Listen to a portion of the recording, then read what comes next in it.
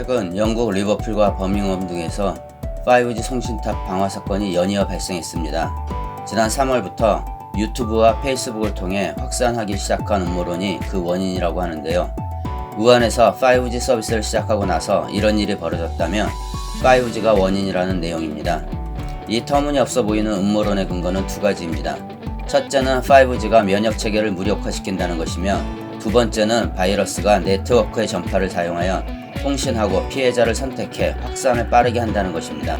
그러나 BBC에 따르면 5G는 세포의 DNA에서 화학적 결합을 분해해 손상을 일으킬 만큼 충분한 에너지가 없으며, 박테리아가 전파를 생성한다는 것은 주류 과학적 사고와는 거리가 먼 아이디어일 뿐이라고 일축했습니다.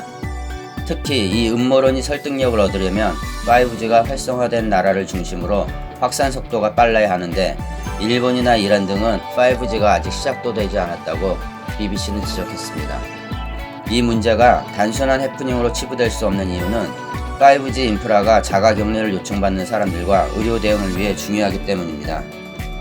한국과 중국의 5G 보급률은 60에서 70%야 미국, 영국, 스페인, 이탈리아 및 프랑스는 모두 5G 보급률이 10% 미만이지.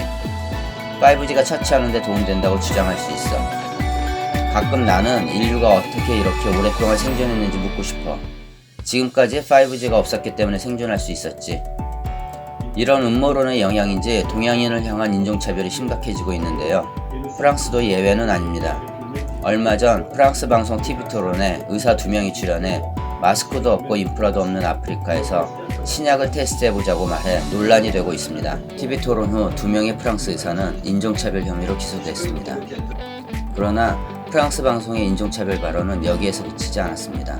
며칠 지나지 않은 지난 4일 프랑스의 유명 뉴스 채널에서 중국의 희생자 추모식을 보도하며 포켓몬들 묻어버리고 있네라고 속삭이는 게 방송에 나왔습니다.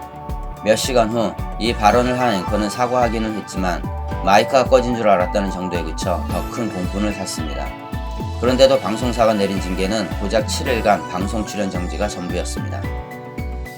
한편 더 데일리쇼에 출연한 빌 게이츠는 트레버 노아에게 미국이 어떤 나라를 본보기로 삼아 대응해야 하는가라는 질문을 받았습니다.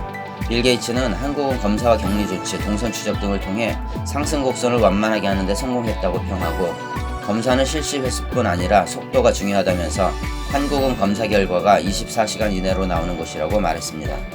얼마 전 핀란드에서 채취한 검체를 한국에서 검사받기로 했다는 소식이 들렸는데요. 그 배경 역시 빌 게이츠가 강조한 신속하고 정확한 검사 속도에 있었습니다. 당시 핀란드는 부족한 장비와 검사 능력 때문에 외국에 검체를 직접 보내 검사를 하는 방법만 남아 있었습니다. 오류가 많은 중국과 자국 수요도 맞추지 못하는 일본을 제외하고 한국의 SCL 연구소로 진단검사 요청이 온 건 지난 3월 20일. 그 후 열흘이 지난 3월 29일 핀란드 메이라이넨 병원은 기존의 진단검사를 의뢰해온 에스토니아의 기업 신랩과 SCL 양쪽에 똑같은 검체 100개를 보냈습니다.